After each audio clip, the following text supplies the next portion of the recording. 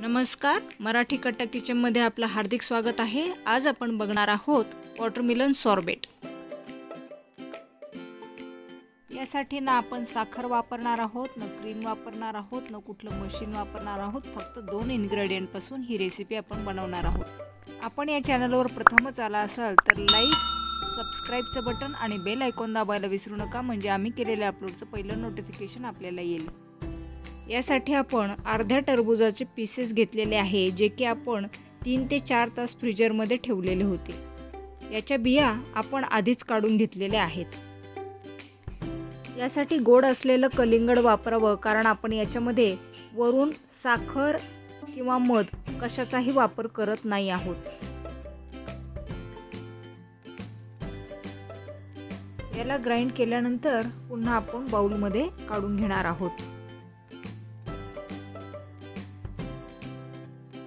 आता आपण इथे साधारण एका बनानाचे फ्रोझन पीसेस घेतलेले आहेत आणि याला देखील ग्राइंड करून आपण वॉटरमेलन मध्ये मिक्स करणार आहोत।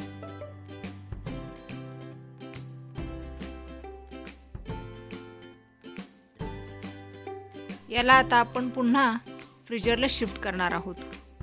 साधारण 2 तास झाल्यानंतर काही मिक्सचर आपण या कप मध्ये शिफ्ट केलेले आहे आणि यामध्ये आपण आईस्क्रीम स्टिक लावणार आहोत।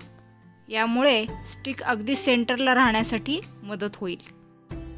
साधारण 4 ते 5 तासानंतर आपण हे सॉर्बेट बाहेर काढलेलं आहे आणि सर्विंग बाउल मध्ये आपण याला सर्व करत आहोत।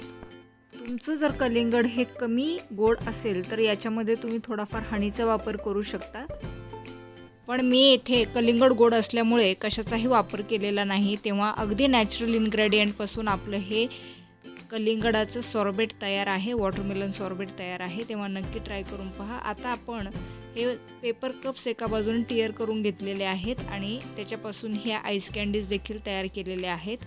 तेव्हा नक्की ट्राय करून पहा आणि आवडल्यास सबस्क्राइब करायला विसरू नका। मराठी कट्टा किचन, आपल्या प्रतिक्रिया आम्हाला कमेंट बॉक्समध्ये कळवायला विसरू नका।